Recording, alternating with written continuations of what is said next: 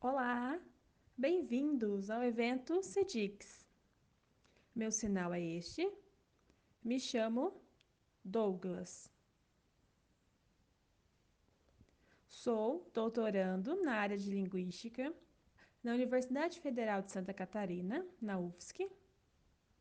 Também sou professor na Universidade Federal do Amapá, cujo sinal é este, a Unifap.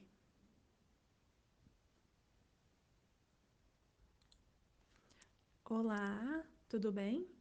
Boa tarde aos brasileiros e aos franceses, boa noite, por conta do fuso horário diferente, certo? Estamos aqui agora no CEDIX com uma participante especial, a professora doutora na área de Linguística da Universidade de Paris 8. Nossa convidada de hoje, que irá palestrar sinalizando, mostrando a importância da língua de sinais no mundo. Então, quero muito agradecer a sua apresentação, a sua presença hoje aqui, professora doutora Ivani. O sinal dela é este. Então, agora, a palavra é com a doutora.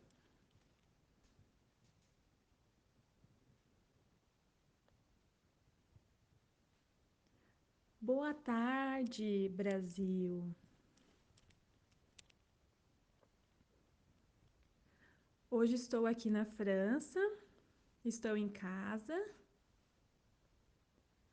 mas estou sempre conectado, junto com vocês. E é um prazer estar aqui nessa live agora. Estou muito feliz por este momento.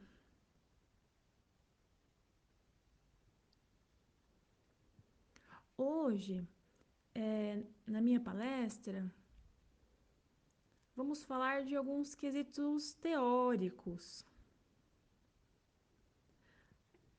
mas eu vou sinalizar de uma forma devagar, de uma forma tranquila, pelo fato de estar habituada com duas línguas de sinais, a língua de sinais brasileira e a língua de sinais francesa.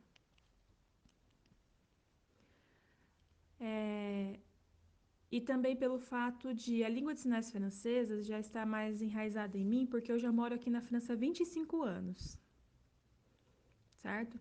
Então, quando se fala em língua de sinais francesa, eu consigo sinalizar rápido, sou bem fluente. Mas já na língua de sinais brasileira, eu tenho que pensar um pouquinho mais, porque eu estou desconectada da língua de sinais há um tempinho, certo? Eu a conheço, mas eu tenho que me esforçar um pouquinho mais. Então, agora na palestra eu vou tentar, tá? Sinalizar, mas às vezes eu vou transitar entre uma língua e outra, ok? Mas é uma coisa normal, né? Já que pelo fato de ser bilíngue nas duas línguas de sinais. Claro, claro, professora, a professora vai conseguir. Então, ok. O tema da palestra de hoje é o quê? Perspectivas históricas e sociolinguísticas das línguas de sinais no mundo. É um tema teórico, tá? Que vai nos ajudar a refletir sobre essas línguas de sinais no mundo todo. Porém, eu vou focalizar na língua de sinais brasileira e na língua de sinais francesas. Língua de sinais francesa, perdão. Pode passar o slide, por favor?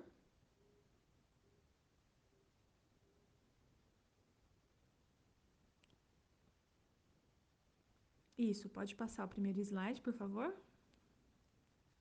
Ok. Eu gostaria de começar, então, agradecendo o convite, tá? Quero agradecer o convite para participar aqui, principalmente ao Douglas por ter feito. Obrigada. Também quero agradecer aos organizadores do evento e agradecer ao evento em si, a Semana Internacional da Difusão da cultura surda. Muito importante esse evento, né? Precisamos fortalecer essa difusão da cultura surda. Muito bom. Então, merci. Obrigada.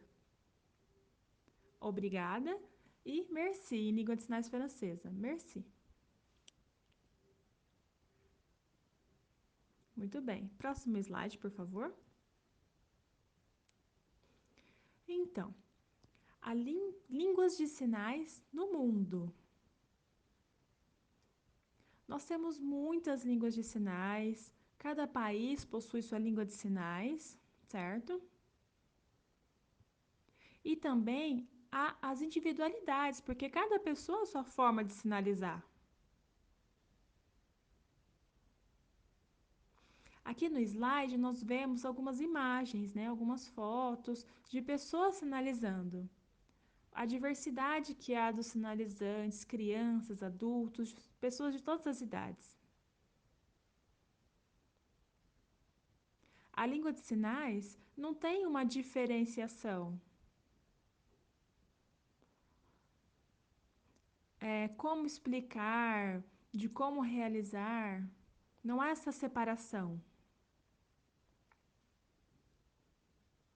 Na perspectiva linguística, a língua de sinais, ela é uma língua natural, certo? Ela é realmente uma língua. Ela também é uma língua institucional, institucionalizada. Ela tem o quê? Especificidades, as suas características prototípicas como língua, mas ela também tem a universalidade. Então, é uma língua que possui essas duas características que ocorrem de forma simultânea, essa especificidade e a universalidade.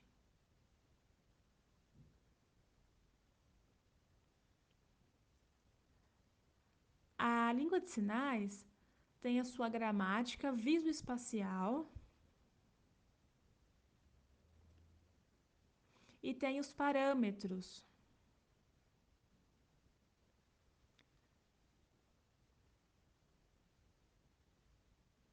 E tem os parâmetros como base. Aqui na França, os estudos linguísticos estão avançados e já caracterizou 8 parâmetros. Antes eram 5. Agora, aqui na língua de sinais francesa, são 8 parâmetros. E este é o sinal.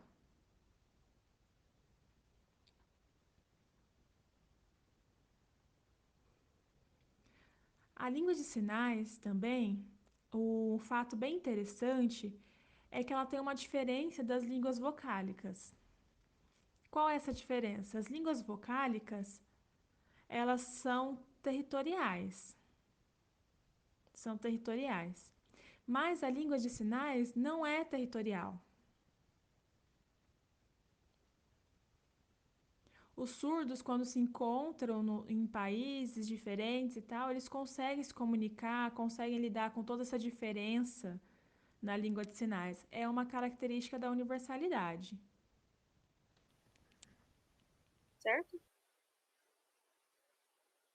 Também a língua de sinais, ela é reconhecida por lei, ela é reconhecida linguisticamente, tem o seu valor,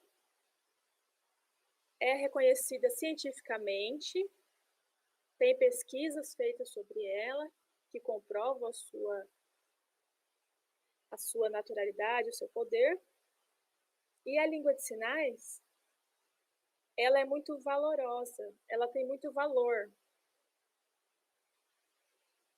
E ela precisa ser reconhecida como um patrimônio linguístico e passar de geração em geração, para que as futuras crianças também tenham acesso a esse patrimônio linguístico. E para que elas saibam, conheçam que teve uma história, que teve um desenvolvimento dessa língua para ela chegar até ali na atualidade, até o momento em que elas estão ali. Então, a língua de sinais é um patrimônio da humanidade, um patrimônio linguístico. E nós devemos agradecer a estes surdos que começaram toda essa história, que lutaram por essa língua, que colocaram ali, se empenharam para contribuir e difundir essa língua. Próximo slide, por favor.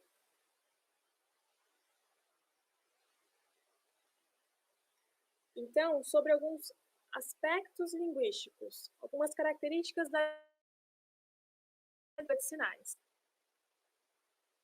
As línguas de sinais são línguas humanas originais, autênticas. Várias comunidades do mundo, várias comunidades surdas do mundo utilizam.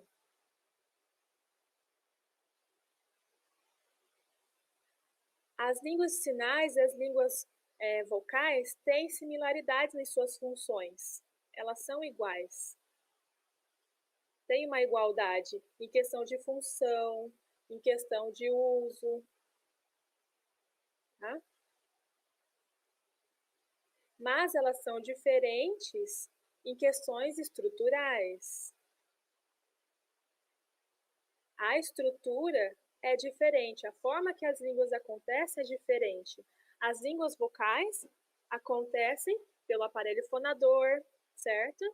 Pelo som. E as línguas de sinais acontecem pelo espaço, pela visão, pelo corpo, pelos parâmetros, por movimento, muito complexa. Então, estruturalmente, são línguas diferentes. Então, a língua de sinais, e em suas comunidades, em seus grupos, tem a sua proximidade, mas diferem em sinais, certo? Tem as suas variedades linguísticas. Por exemplo, eu sei Libras e sei língua de sinais francesa. Conheço sinais nas duas línguas, mas a gramática é similar. A gramática é similar, então é mais fácil para mim em questão estrutural. Mas em questão de vocábulo, os sinais são diferentes. Há grupos de sinais. Há grupos de sinais que se ramificam e que diferenciam as línguas, mas elas pertencem à mesma família linguística, né?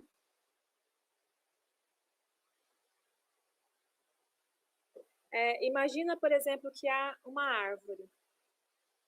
Uma árvore, ela tem suas raízes, certo? Ela tem o seu tronco.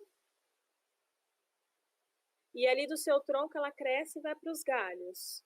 E ali nos galhos eles se ramificam e são diferentes, mas a base ali desses galhos diferentes é o mesmo. E a raiz também é a mesma. Então, isso é muito importante. Próximo slide, por favor.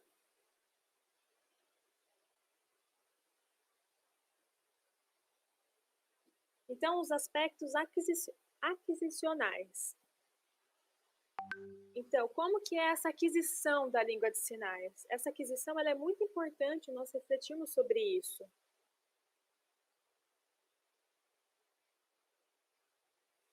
Primeiro, que a língua de sinais,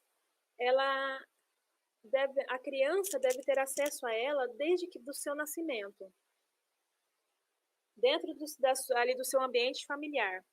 Mas, como a criança surda nasce uma família ouvinte, que não sabe língua de sinais, como é que ela vai ter acesso a essa língua de sinais? Como é que ela vai ter essa aquisição? Isso não vai acontecer.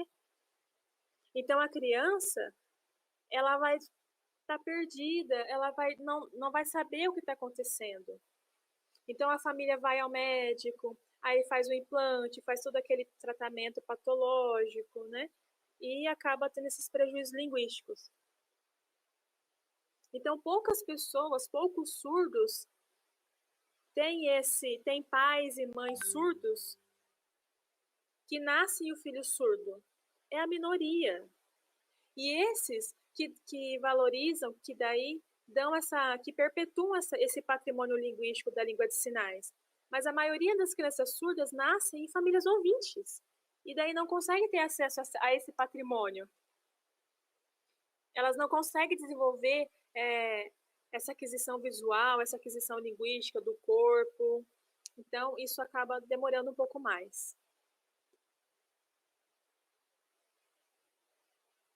Então, as línguas, elas são ligadas, não ligadas a um território geográfico.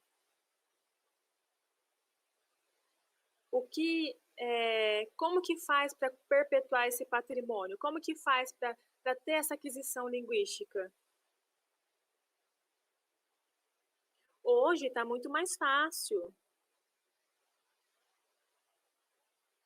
Hoje, né, 2021, há vídeos, há tecnologia, há mais acesso, né, às informações em língua de sinais. Então, para poder se espalhar, difundir essa língua de sinais é muito fácil, mas antigamente não tinha isso. Não havia essa facilidade para se expandir essa língua de sinais. Então, era tudo muito limitado, era muito cada regional. Então, hoje está mais fácil porque você pode filmar, você pode gravar e registrar esses sinais em língua de sinais, certo?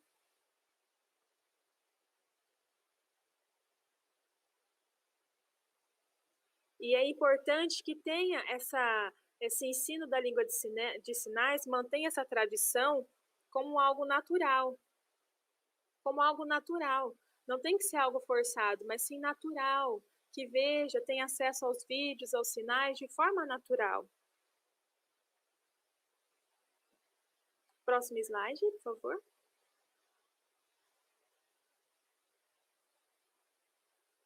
Aqui, na França, né, tem muitas pesquisas históricas sobre a língua de sinais. Porque vocês sabem que aqui na França foi o primeiro país, certo? Que começou a estudar a língua de sinais, que construiu institucionalmente a língua de sinais. No século XV. No século XV, XVI e XVII. Então, assim, as pessoas ali, eles se preocuparam primeiramente. Como ensinar? Como que ocorre? Como é o surdo? Como é o aprendizado para a pessoa surda? Mas eu não vou me delongar aqui, tá? São referências importantes aqui, que está aqui no slide, nessas imagens, são surdos. Tem o Ian, um surdo muito importante, pesquisador muito importante. Ele pesquisou sobre a história do surdo, mostrou qual a importância da luta da comunidade surda, da luta pela língua surda, toda a história no século XVII, XVIII. Então, é muito importante saber sobre essa história, dessa conquista, dessa luta que ele fez para conseguir essa conquista. Perdão. Próximo slide.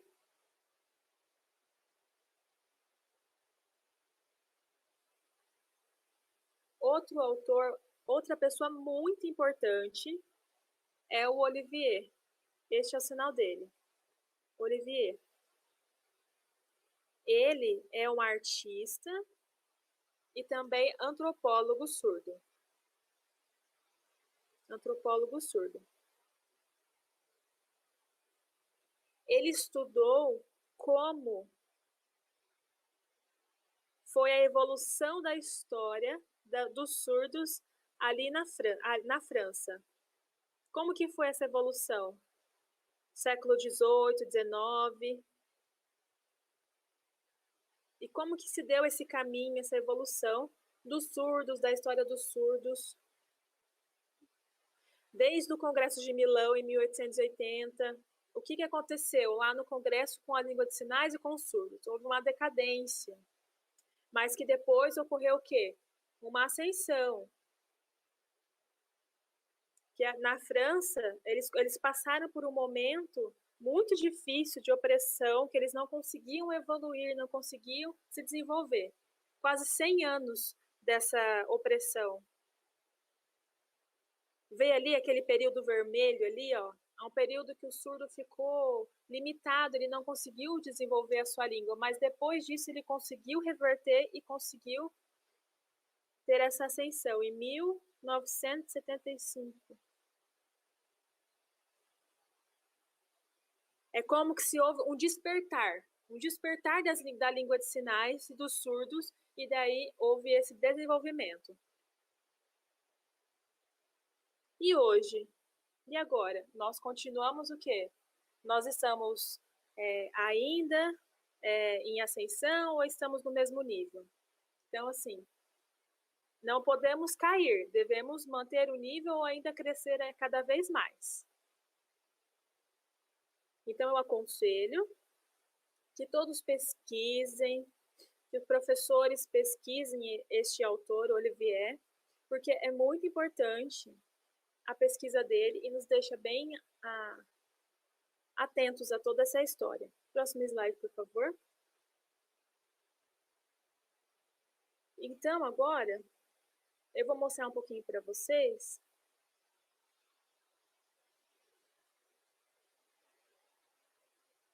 algumas reflexões sobre como a história... Agora, eu mostrei sobre a história do surdo, certo? Como que ela foi galgando até agora. E agora eu vou mostrar um pouquinho como que a sociedade ouvinte via o surdo nesse percurso histórico. Então, eu mostrei a perspectiva surda, agora a perspectiva ouvinte sobre o surdo. Aqui, no Egito Antigo, em 4000 antes de Cristo. Então, há muito tempo. O interessante é o quê? Que esse grupo de ouvintes, eles tinham muita conexão com o divino, com o Deus, certo? Com o santo e tal. Então, esse grupo, ele acreditava que se a pessoa não falava... Não, se a pessoa falava, perdão. Se a pessoa falava, Deus, ele não tinha esse contato, ele tinha um corte com esse divino, certo? Porque a pessoa falava, então ela tinha esse corte com o divino, ela não tinha essa proximidade. Porém, se a pessoa nascesse surda, as pessoas viam ela como o quê? Uma pessoa conectada a Deus, conectada ao divino, é uma pessoa abençoada. Ela não teria esse corte, ela não precisaria aprender a língua da terra, porque ela já tinha o contato divino. Então, as pessoas adoravam as pessoas surdas. Então, desde que elas cresciam sendo adoradas. Imagina que elas ficavam lá, o surdo, tipo, ficava sentado e as pessoas o adoravam. As pessoas ouvintes ficavam pedindo as coisas, pediam a bênção deles, porque acreditavam que eles tinham contato com o divino. Isso é interessante. Há 4000 anos antes de Cristo, como que a sociedade via o surdo, certo? É interessante ver dessa forma. Mas, no próximo slide, por favor, há uma mudança. Na Grécia Antiga, há 400 anos antes de Cristo, tinham os filósofos, certo? Bem famosos, né? Todo mundo conhece esses filósofos, o Aristóteles e Platão, certo? Ambos escreveram questões filosóficas humanas, sobre desenvolvimento humano, social, antropológico e tal. E eles viram surdos, as pessoas que não falavam, como? Se a pessoa não pode falar, então ela não tem consciência. Se não fala, não tem consciência. Se não fala, não tem pensamento. Se não tem pensamento, é inferior. Ambos filósofos escreveram sobre isso e perpetuaram essa ideia no percorrer da história. Então, foi um pouco mais difícil para os surdos dessa época. Mas nessa perspectiva, ela foi até o século XV. Foi um bom tempo que se acreditou que o surdo não tivesse consciência, que o surdo era inferior, que o surdo não tinha inteligência, que ele não tinha capacidade. Infelizmente. Mas havia comunidades surdas que já conversavam, já se comunicavam, conseguiam já se expressar dentro daquele grupo. Próximo slide, por favor.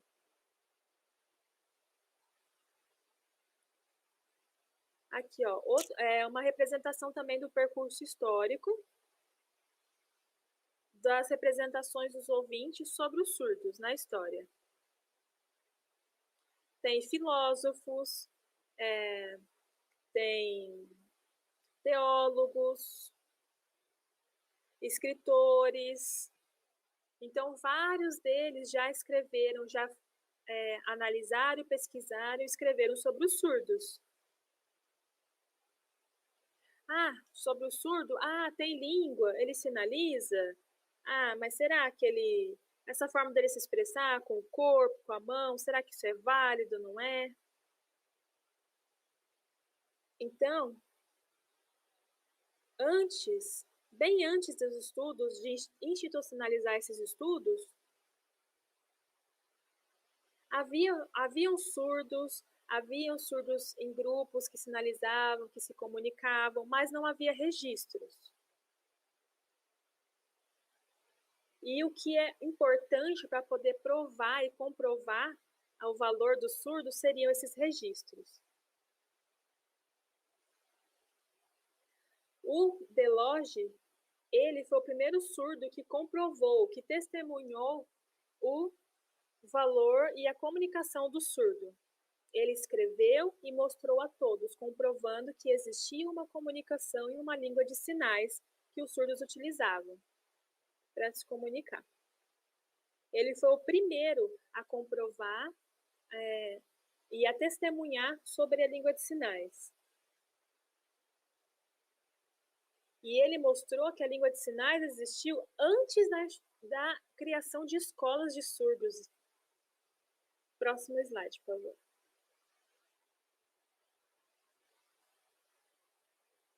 A partir, então, dessa comprovação do testemunho do autor, Delage, no mesmo período, teve o Abade de Lepé. Ele trabalhava também em Paris, trabalhava em fabricação de livros, que antigamente eram livros costurados e tal, então ele trabalhava com isso, em Paris.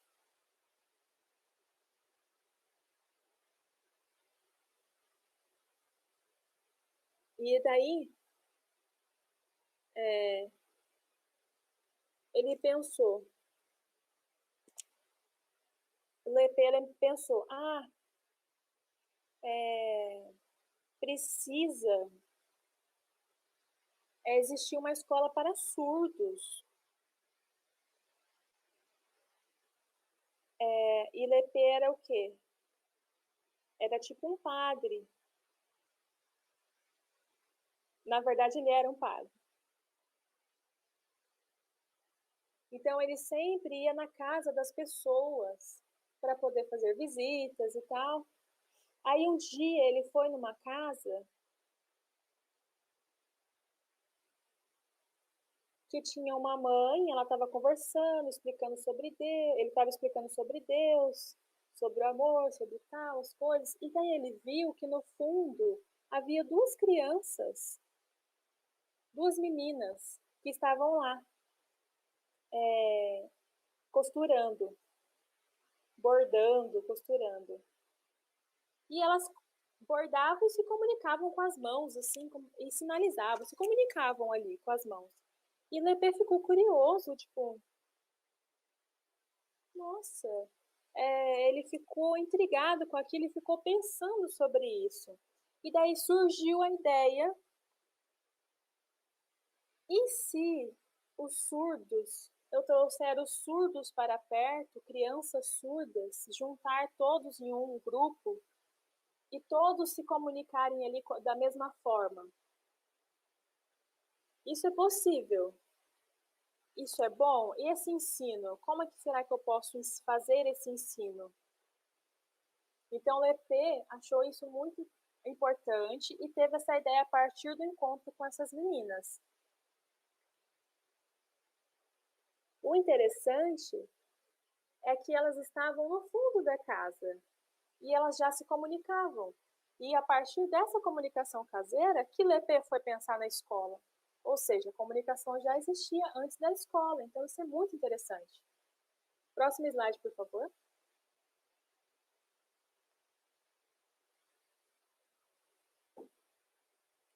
Ainda sobre a história, alguns autores famosos. Lepê é famoso, na verdade, no mundo inteiro, certo? Ele ficou famoso em todas as línguas de sinais, por ser o primeiro a institucionalizar a língua de sinais, a fazer a primeira escola para surdos. Aí, a partir dele, mas o Lepê, ele veio de outro autor surdo, de Deloge. Ele foi o primeiro a testemunhar que a língua de sinais existiu antes da escola, certo? Que já haviam surdos que sinalizavam antes da escola. Aqui na França, há um pouco mais ainda. Em 1669 e 1760, teve o autor Faye, professor surdo. Ele foi o primeiro professor surdo que ensinou a língua de sinais para um grupo de crianças surdas. Passou esse patrimônio adiante. Ele via nas casas que haviam surdos e trazia elas para perto para ele e ensinava e transmitia esse saber. E ele já era um surdo idoso, então ele já tinha o conhecimento e passou adiante esse patrimônio linguístico. Isso aqui na França. Faye foi o primeiro professor surdo aqui na França.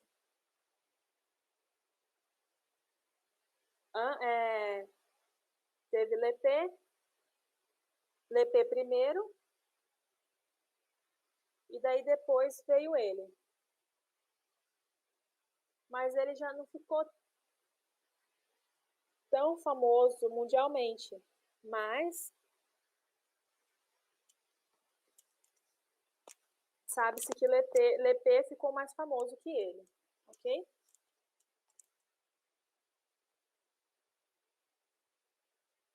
Nós sabemos também que há uma ligação entre a língua de sinais francesa e o Brasil por meio do INES, certo?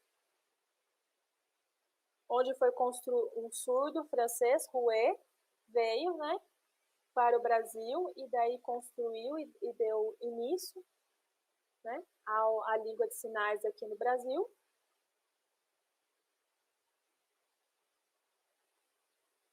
Então, vamos pensar, Rouet veio de Paris, né, da França, aqui para o Brasil. Mas será que antes de Rouet chegar, será que os surdos no Brasil não sinalizavam? Fica o questionamento. Será? Eu acho que sim. Lá no Rio de Janeiro, ou em várias regiões do Brasil, os surdos já deviam sinalizar também. Não foi começar só ali quando o Rouet chegou. Os surdos ficaram parados, esperando.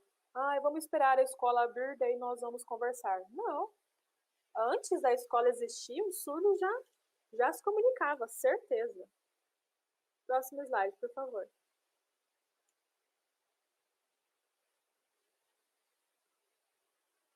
Já pesquisei no meu doutorado, em 2004,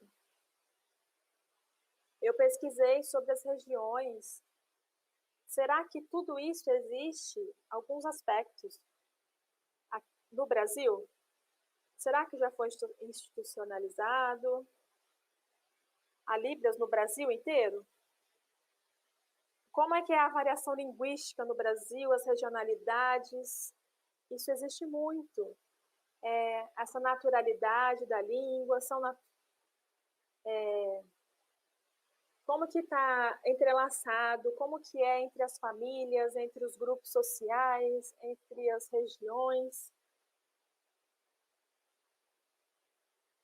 Então, eu fiquei pensando, fiquei analisando sobre essas questões em 2004.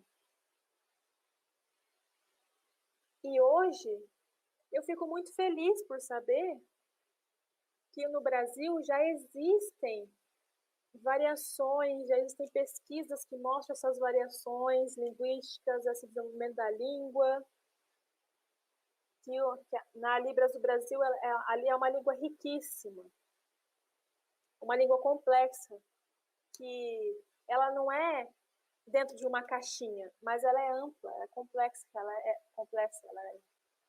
Enfim, próximo, por favor.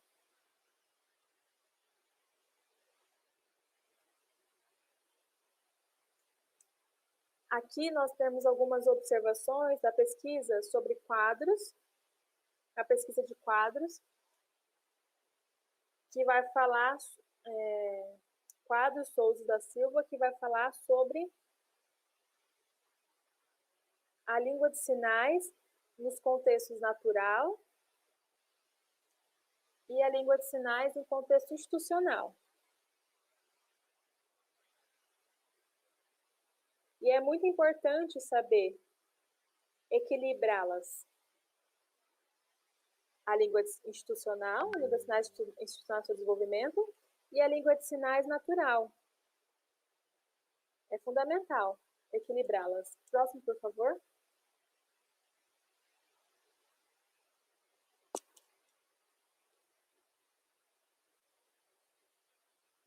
Aqui na França, nós já começamos no ano de 2000,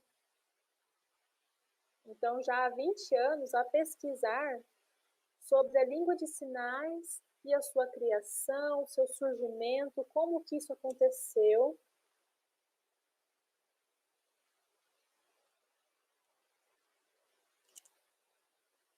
Então, observamos dois fatores.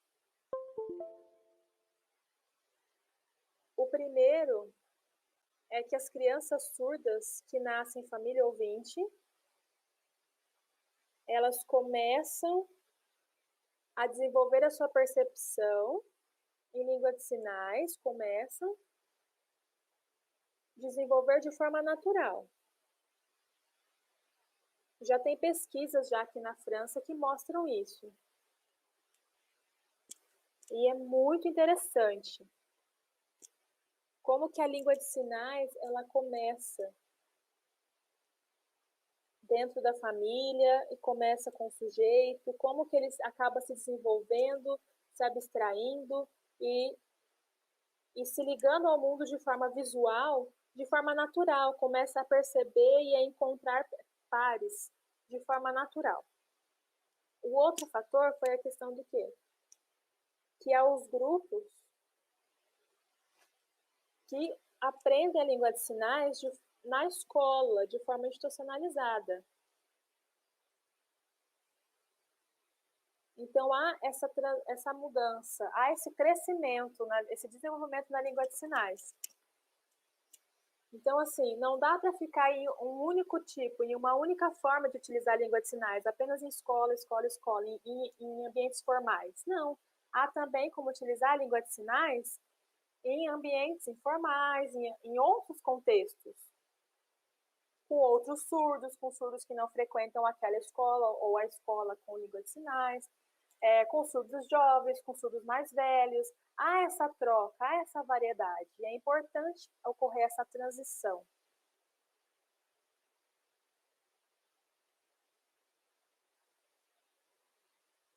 Tá vendo a bolinha amarela na imagem?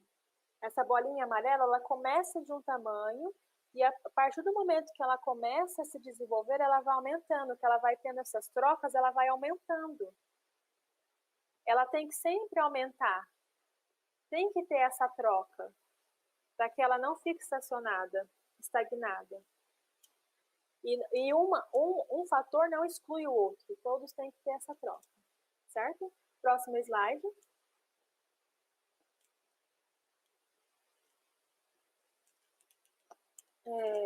Eu gosto bastante dessa imagem da árvore. As raízes são o quê?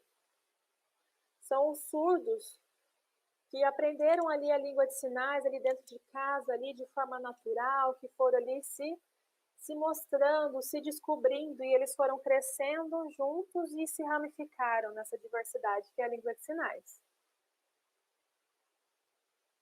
Tem muitos surdos que já me falaram, antes, em casa, eu já sinalizava em casa, mas eu tinha vergonha, então eu fazia sinais pequenininhos ali, escondidos, quando eu saía, eu não fazia assim, espontaneamente, né? Não me deixavam fazer e tal.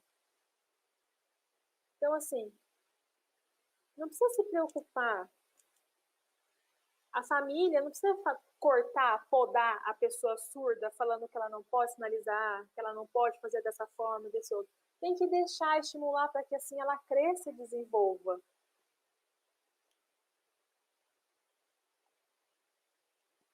Há grupos de surdos que já são fluentes, que dominam a língua de sinais e conversam muito em língua de sinais.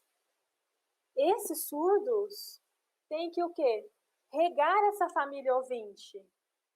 Regar, ensinar, para que continuem todos crescendo e se fortificando. Para que esse que utiliza uma mímica ali, uma língua caseira, ele possa aprender e se apropriar dessa língua de sinais e se desenvolver assim como os outros. E isso é muito importante mesmo. Próximo slide, por favor. Hoje, já temos muitas pesquisas de surdos que nunca foram para a escola. Nunca foram para a escola. Mas a sociedade fala, tudo bem, deixa sair para a escola e tal, deixa sinalizar, deixa conversar desse jeito deles mesmo. Então, tem pesquisas no Brasil, no Pará, né, no norte do Brasil, numa ilha, em que um grupo de surdos, todos naturalmente aprenderam a sinalizar. E sinalizam muito bem, se entendem. Há também em outros países, e em outros lugares também.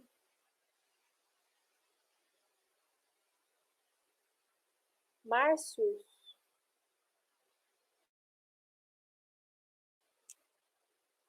Na África também tem um lugar, uma ilha ali também, o sinal é esse.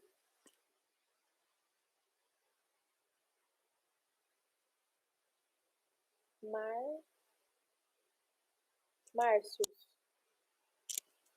Na África ali, nessa ilha, em que os surdos também sinalizam de forma natural, se desenvolveram naturalmente na sua conversação. Então, aqui nesse slide, nós vemos várias imagens de diferentes lugares em que os surdos aprenderam a sinalizar de forma natural. Próximo, por favor.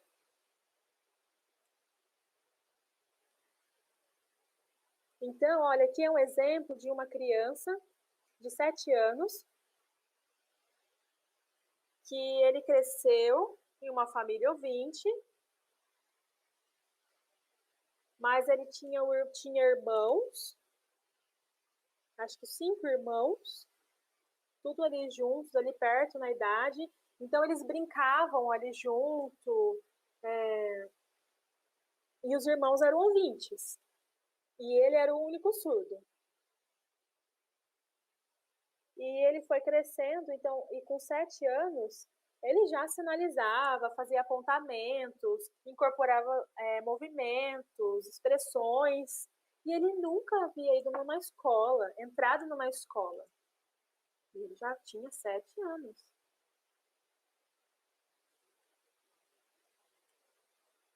Né? Aí foi só com essa idade que ele foi começar a ir para a escola, com 7 anos. Aí agora eu vou mostrar para vocês a sinalização dele.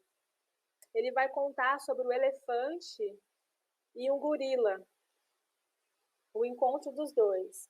Para você ver como a língua de sinais é natural, como os parâmetros acontecem assim de forma natural. Eu vou mostrar agora, por favor.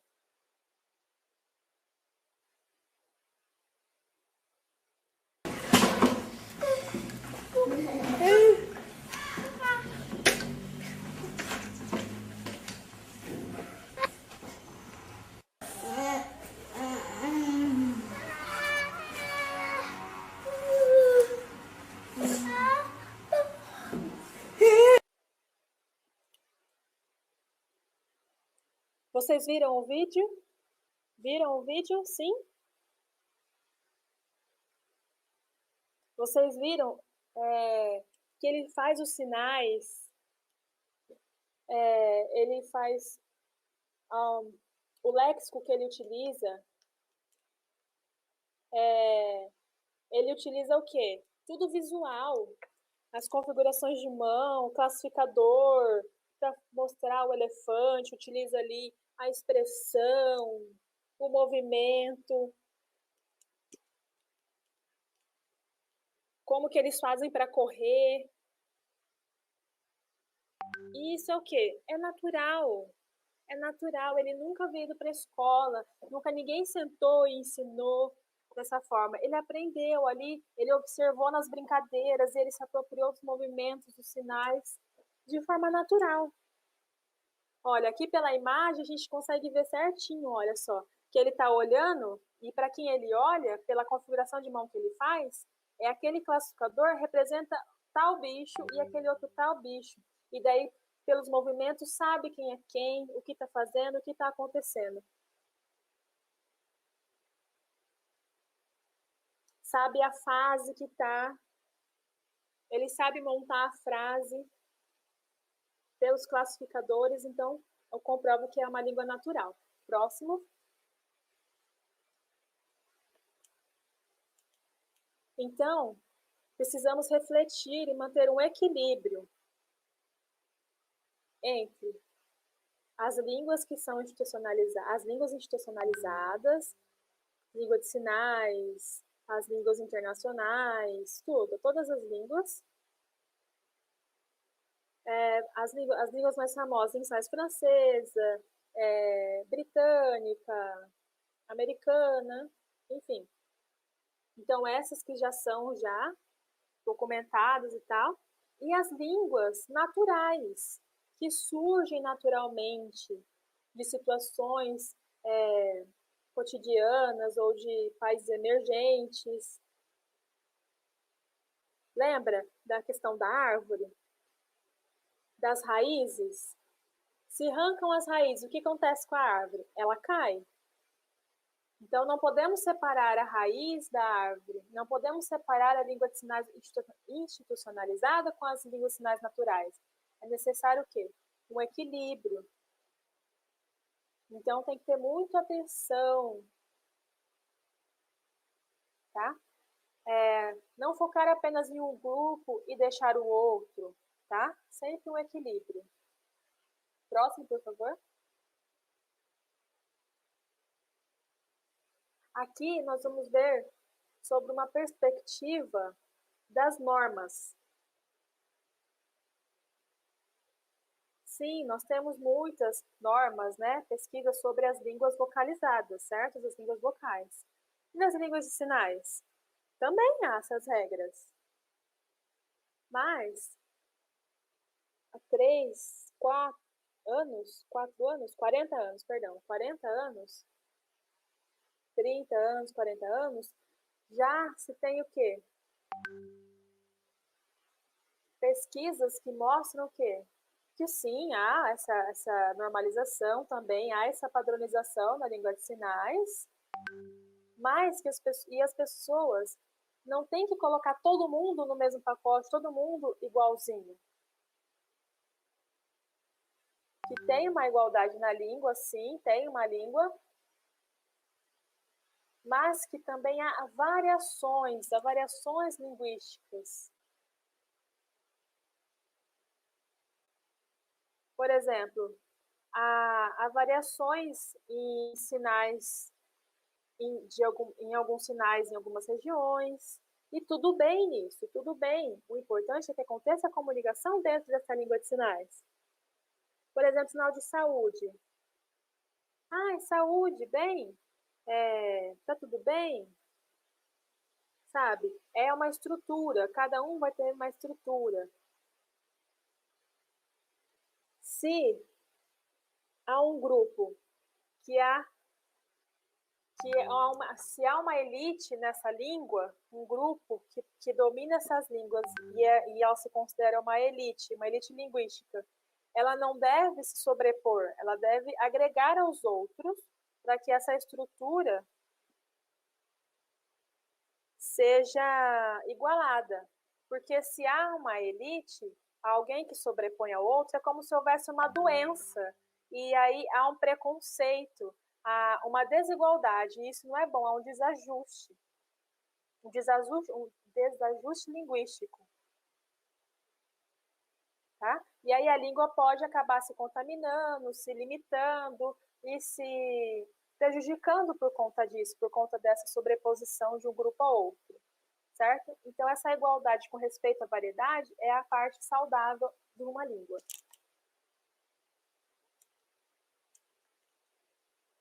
Então, ter essa parte elite, ela não faz bem para a questão linguística e para a questão de troca linguística.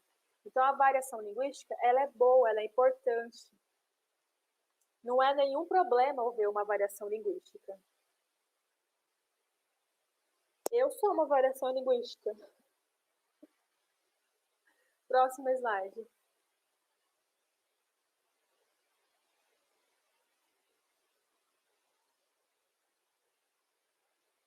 Aqui, nós vamos ver como funciona, como funciona a questão da língua. Que a língua natural e a língua institucionalizada, todas elas estão entrelaçadas. Há o grupo de quem nunca estudou a língua de sinais, há o grupo de quem estuda a língua de sinais e sabe profundamente aspectos linguísticos, gramaticais, sintáticos, semânticos, e há os que não têm esse conhecimento. Então, está tudo entrelaçado, todos devem funcionar juntos, devem ter um respeito mútuo. Eles não devem se separar. Cada um vai para um lado. Ah, você não sabe, você sabe, você sabe. Não, tem que ter essa união e o respeito. Próximo, por favor.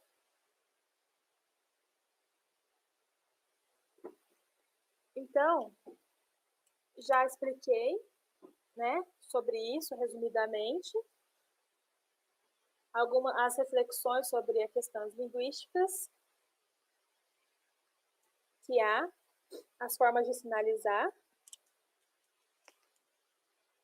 há os usos linguísticos dos sinais, certo? Há os usos, e tem que ter um equilíbrio, certo? Na questão de língua e uso. É muito importante que as crianças surdas cresçam tendo esse contato e tendo essa reflexão sobre essa diferença, não pensar que a língua de sinais tem que ser sempre a mesma, no mesmo modelo. Não, que a criança tem que crescer sabendo que o corpo é livre, que o corpo é natural, que a língua é natural, se expressa de diversas formas. Ele não tem que ficar preso a uma única forma. Ele tem que aprender que ele pode utilizar essa variedade que existe na língua de sinais. Não ficar preso apenas nas normas dialéticas, as normas linguísticas.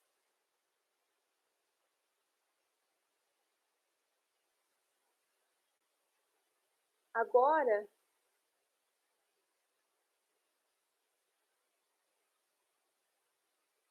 falando sobre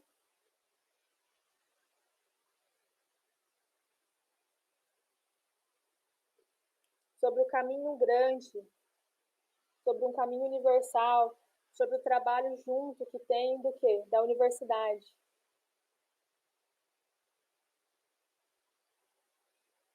De Campina Grande. Isso, de Campina Grande. É um trabalho que fazemos em conjunto da Universidade de Paris com essa de Campina Grande, sobre o ensino e a didática junto com os jogos,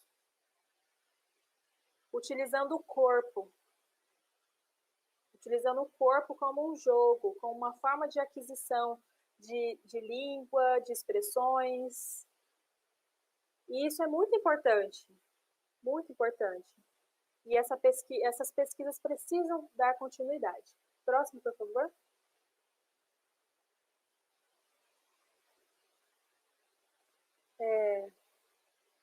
Agora, sobre a Libras e o bilinguismo. Muitas pessoas hoje falam muito sobre isso. Bilinguismo, escola bilíngue. Ok, mas esse bilinguismo, ele precisa o quê? Antes, tem que pensar, o bilinguismo, o que é o bilinguismo? O que é esse bilinguismo? É a língua que vai ensinar quando é criança? Como que vai ensinar? E depois quando está adulto? Ou é quando está adulto que vai fazer essa diferença? Como que se dá isso? Então, tem que lembrar que há muita variação linguística na Libras, muita variação linguística. Então, o bilinguismo, ele não é uma única forma, não pode ser uma forminha, ele tem que ter as suas facetas, os seus diversos caminhos, e ele tem que vir aos poucos, é um desenvolvimento linguístico, um desenvolvimento dessa aquisição da língua.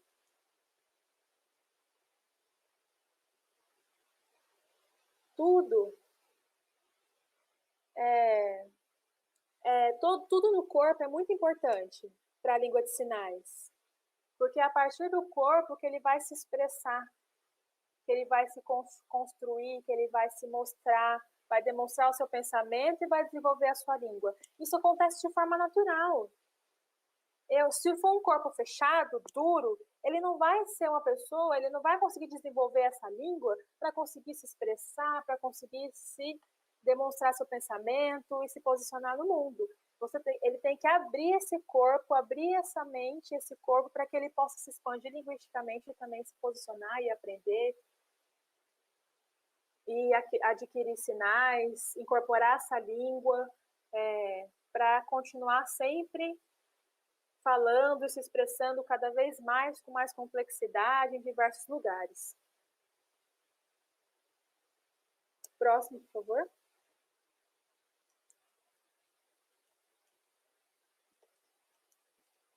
Então, nós precisamos pensar sobre o papel da escola,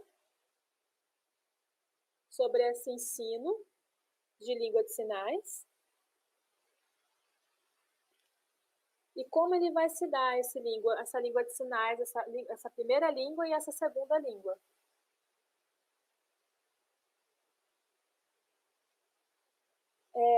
Eu queria só resumir e deixar para vocês uma reflexão. A educação bilíngue, ela precisa refletir mais na questão do que é realmente o bilinguismo para o surdo.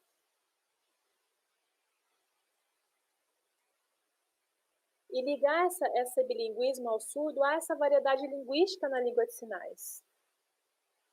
Então, é necessário refletir sobre isso bastante. Próximo, por favor.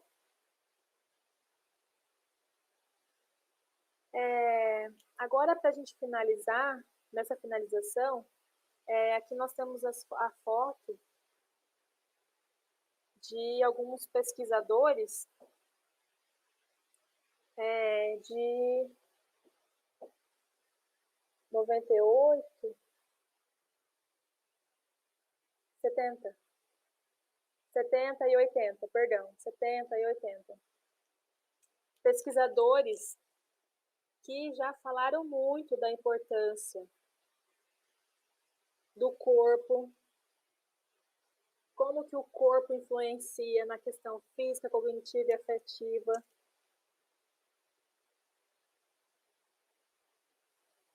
Também como ele está ligado à questão dos gestos, da língua de sinais, como que esse indivíduo se desenvolve e ele surge, ele adquire essa língua de sinais. Os ouvintes falam que querem aprender a língua de sinais porque é famosa e tal, mas esquece o quê? Que foi o surdo, é o surdo. Se não houvesse surdo, não haveria língua de sinais.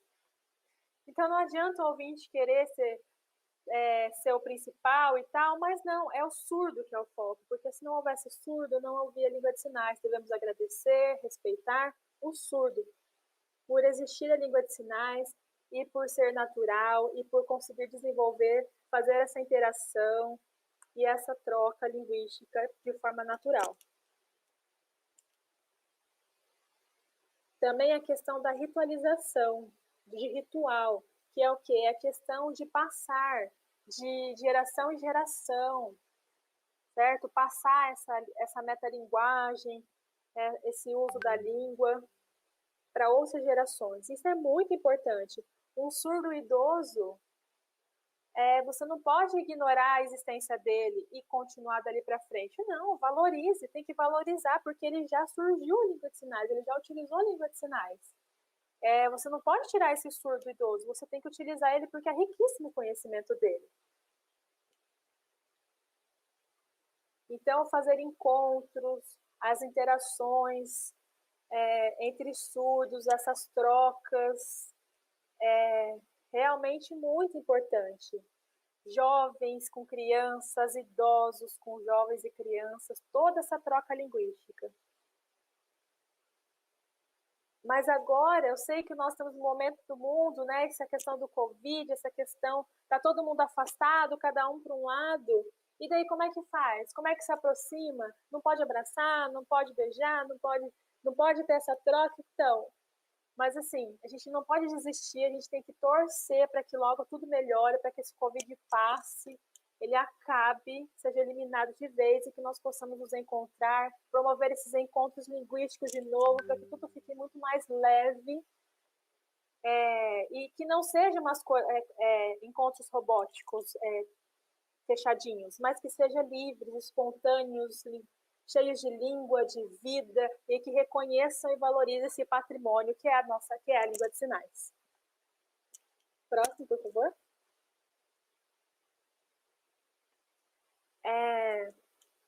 Agora, para finalizar, eu queria agradecer a Deus por essa pessoa, um amigo muito importante, uma pessoa muito especial. Ele é daqui da França, o sinal dele é assim, tá? É o Nasro Chabe. Ele foi muito importante para a escola de surdo, para as pesquisas surdas aqui francesas. Ele ontem, infelizmente, partiu dessa terra. E nossa comunidade surda aqui francesa hoje chora muito. E agradecemos muito pelo trabalho dele. E eu quero aproveitar muito essa live de hoje e dedicar a ele. Agradecer por tudo que ele fez, por todas as pesquisas, pela língua de sinais, pelas demonstrações artísticas, por ser um sujeito aberto, espontâneo, por incentivar, por ser professor, pesquisador, por ser tanta coisa. Então eu queria dedicar essa live e agradecer muito pela vida dele. Então o sinal dele é esse, ó. Nasro Chabe. Nasro Chabe, muito obrigada. Você, ó, vai estar aqui eternamente no meu coração. Eternamente. Chabe. Vai com Deus, que Deus o tenha. Obrigada. E termino por aqui. Muito obrigada.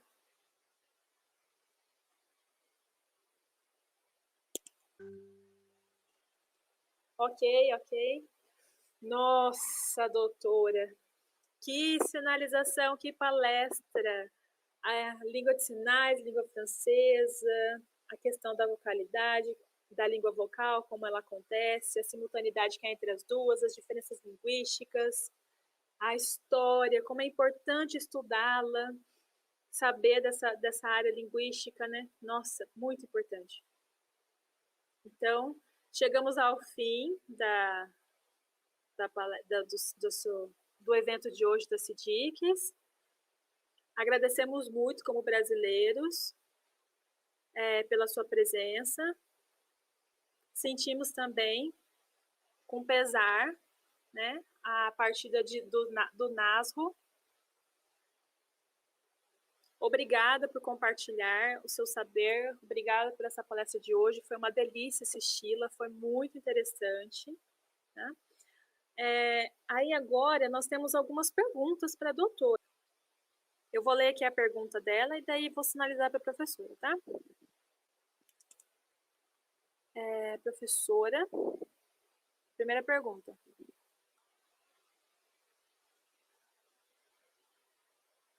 Você vê a possibilidade do usuário de Libras, né, como primeira língua, utilizar a língua portuguesa simultaneamente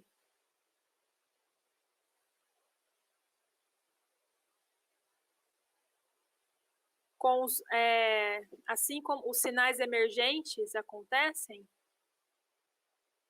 a partir que a idade se avança, ou com idade avançada, é possível ter essa aquisição?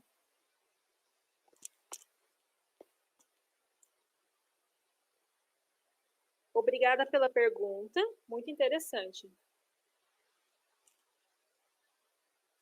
Na verdade, a criança surda, ela convive com o ouvinte, certo? Mas ela tem o seu visual ali sempre muito atento, ela percebe que há uma língua falada, mas a criança, ela desenvolve o seu corpo de forma diferente. Ela percebe que ali tem um movimento na boca, mas o dela é diferente. O que tem dela de forma natural é a questão visual, mas ela vê que o ouvinte está ali falando, vocalizando, ela consegue entender isso.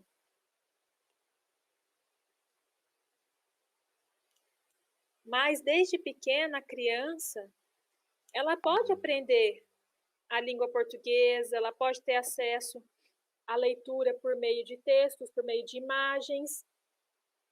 E aí, por meio disso, ela vai comparando o movimento com palavra.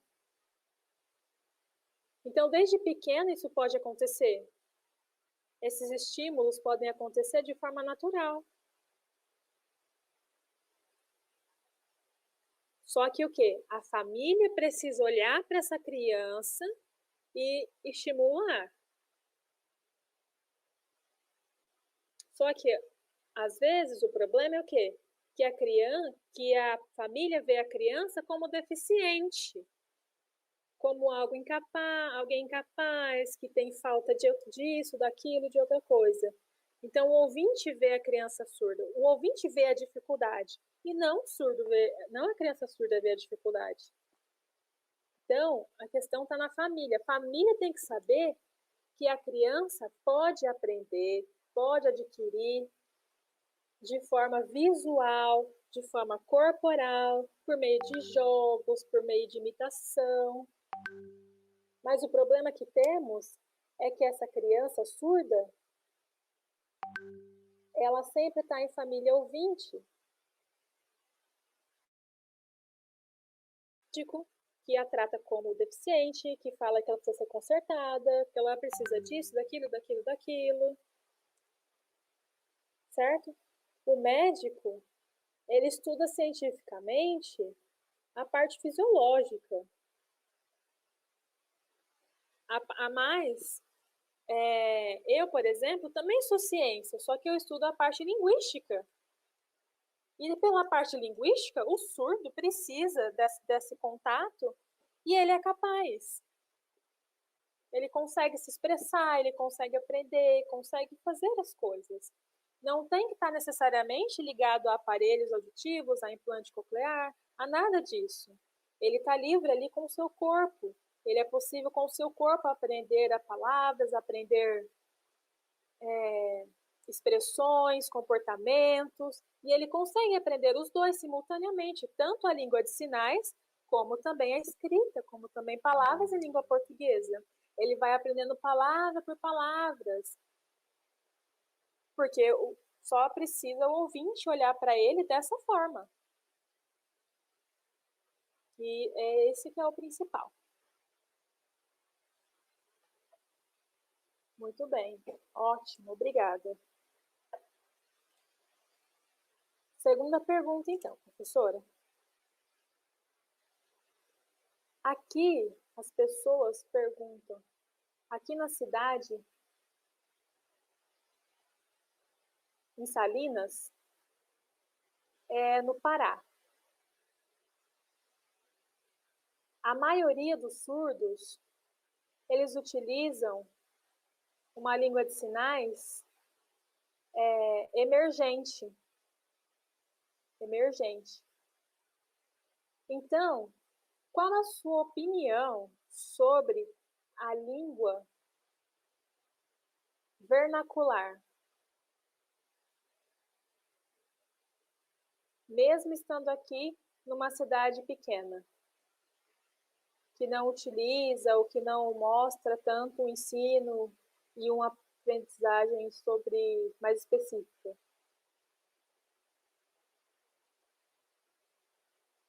Certo? Interessante. No Brasil, o Brasil tem um território muito grande e há muitos surdos. Surdos que sinalizam, né, essa língua emergente, que é uma língua natural. E daí depois, quando eles veem outro tipo de libras, outro tipo de língua de sinais, o surdo vê e fala assim, nossa, que difícil, não sei falar isso não. Prefiro ficar aqui no meu jeito, na minha língua de sinais aqui mais simples. Na verdade, precisa o quê? Que essa língua de sinais, que é mais complexa, ela tem que se igualar a essa língua de sinais mais simples, para que ambas cresçam. Então, as duas línguas têm que se respeitar. E precisa o surdo falar assim, não é difícil, não é difícil. Você pode também aprender, você pode também evoluir na língua de sinais. Aí a pessoa fala assim, às vezes é mais fácil ficar aqui nessa minha língua de sinais que é mais confortável para mim. Mas o surdo, o ouvinte também tem disso também. Acontece essa diferença. Por exemplo, ouvinte de cidades pequenininhas, eles têm os seus sotaques, as suas gírias, as suas formas de falar.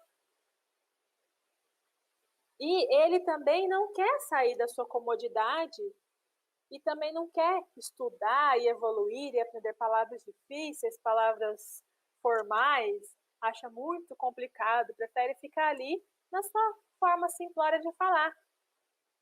A pessoa vai escolher, é uma escolha dela, certo? O ouvinte faz isso, e isso às vezes isso acontece com o surdo também, ele também pode escolher a sinalizar apenas dessa forma e não evoluir.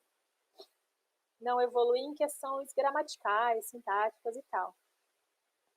Não existe a que seja certo ou errada, mas ele vai continuar, vai fazer a sua escolha de sinalizar dessa forma que ele aprendeu. Aqui na França, nós conversamos bastante sobre isso. Tem dos dois. Tem surdos que olham e falam assim, essa língua de sinais é muito difícil. Não quero não. Vou ficar só com os meus sinais mais simples mesmo. Tipo sinais caseiros, né? Mas, enfim, é a variação que existe dentro de uma língua. Não é que uma é pior, eu não vou julgar falando que uma é errada e a outra é certa. Não, isso não pode fazer. Não é isso que tem que fazer. Tem que ter uma troca, uma, uma valorização de todos os tipos de língua. Ali no Pará, nessa ilha que eu tinha falado, na ilha lá em Pará, era interessante que o quê? Tinha idosos, 60, eu acho, 60 anos, 70 anos, que sinalizavam ali, é, e tinham os surdos jovens que chegavam e sinalizavam. E eles ficavam olhando assim, tipo, nossa, que estranho, nossa, que mudança. Mas também são sinais, entende? Por exemplo, questão de homem e mulher, né? Questão de gênero. Fala assim, vamos, vai aonde? É mulher? Vai ali, não sei o quê. Em Libras, né? Em língua de sinais, sinal de Libras.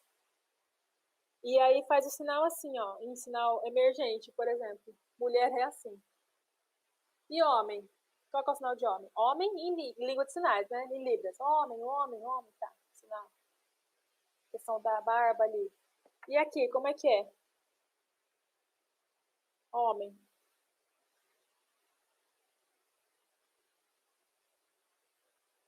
Esse sinal de homem, de mulher, esse léxico, é natural, não está errado, é natural. Aconteceu da observação, da vivência, entendeu? Não tem que um seguir o outro. Fez esse sinal, quem usa o sinal de mulher no rosto, vê esse sinal e fala assim, não pode fazer esse sinal, tá errado, tá feio. Não, não precisa fazer isso. E que o surdo vai ficar assim, meu Deus, eu tô cometendo um crime, tô fazendo errado. Não, gente, é natural, ele cresceu, aprendeu assim. É a variação da língua. Mulher e homem assim, então mulher e homem assim. É a mesma coisa. Então isso é muito interessante, muito interessante. E lá nessa ilha tinha isso. Quando as pessoas chegavam, falavam assim, não usa assim, não, tá feio. Não, não, é errado. É assim, ó, mulher, mulher. Com esse tipo de correção. Isso não é adequado, entendeu? Então é interessante para pensar.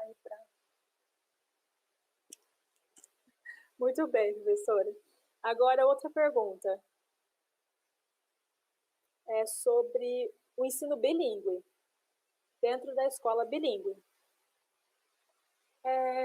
Qual a sua opinião sobre escola bilíngue? Primeira parte. Segunda parte. Não, desculpa. Tem uma discussão sobre o ensino bilíngue, mas por que isso não aconteceu antes na legislação? Podia ter feito lá junto, criado essa legislação sobre o ensino bilíngue dentro de escolas bilíngues, mas há um atraso dessa discussão que ela vem acontecendo até hoje, uma demora muito grande. E hoje essa discussão ainda acontece. E por que isso não estava, essa proposta de bilinguismo não estava dentro da lei quando foi reconhecida a língua no Brasil? Então, qual a sua opinião?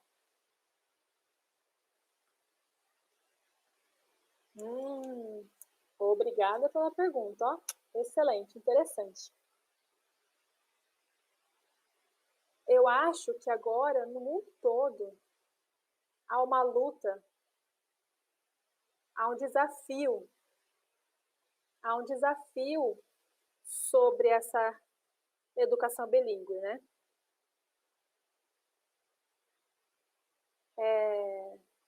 A escola bilíngue, aqui na França, na verdade, não tem. A gente aqui também está atrasado. E o interessante é que a língua de sinais e a sua legislação, nossa, ela veio muito bem, veio vindo, suas conquistas e tal. Houve pesquisas e muita coisa, tal, foi indo. Mas quando chega na questão de educação, educação de língua, duas línguas,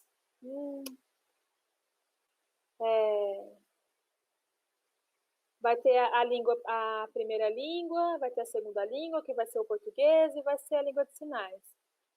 A educação ela está muito focada no ensino-aprendizagem de ouvinte, né? no ouvinte bilíngue, certo? A questão de línguas ouvintes. Mas há pesquisas, há legislação, há arte, questões artísticas hoje, tudo isso acontece em língua de sinais. Tudo muito bom, tudo fatos positivos. Evoluções positivas da língua de sinais. Mas, quando falamos de educação bilíngue, estamos ainda estacionados. Não houve essa evolução. Não aconteceu essa evolução. Então, nós precisamos partir disso. Assim como outras áreas da língua de sinais evoluíram, temos agora, então, essas que evoluíram, tipo, parar e olhar para a educação bilíngue para que essa também evolua. Educação, escola bilíngue, é muito importante o que tem o quê? Grupos de pessoas que sejam realmente bilíngues. Não pode pegar qualquer pessoa, eu conheço língua de sinais, e pegar e colocar para educação bilíngue. Tem que antes que sejam realmente pessoas formadas, com formação bilíngue, aí sim colocá-las em escola bilíngue.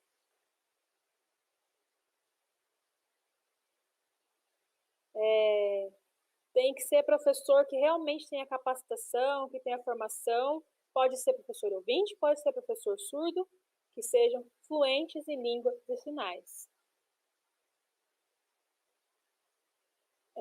Mas imaginar, não pode só imaginar essa escola bilíngue, tem que lutar para ser um direito da pessoa surda.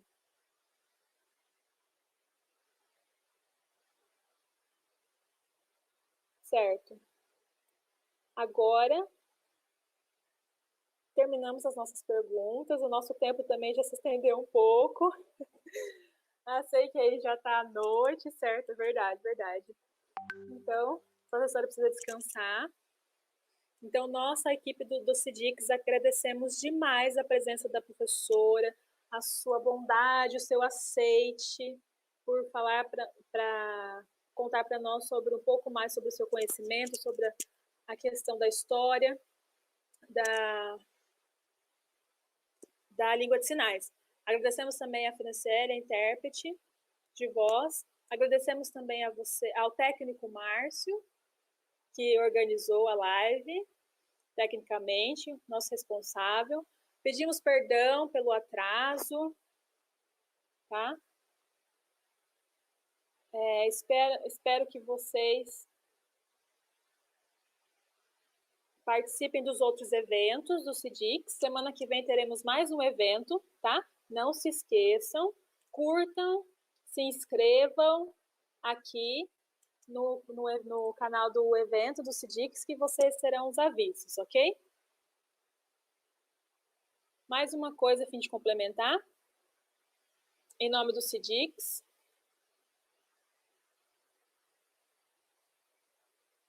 nós do CIDICS aprovamos a Lei 49290 sobre a questão para aprovar a educação bilíngue. Terça-feira agora, dia 25 de maio, de 2021, vai ter a votação. Então, nós apoiamos e que seja aprovada essa LDB da educação bilíngue. Agradecemos mais uma vez a cada um que estiveram aqui. Obrigada. Obrigada por assistirem essa live, tá? Um carinho no coração de cada um. Muito obrigada. Obrigada também. Muito amor a todos vocês. Um abraço a todos vocês, a todos os brasileiros. A gente não pode abraçar por causa do Covid, né? Que falta que faz um abraço. Verdade, mas a gente sente aqui dentro. A gente vai voltar. Se Deus quiser, vai voltar logo. É verdade. Obrigada. Tchau, gente. Obrigada. Tchau.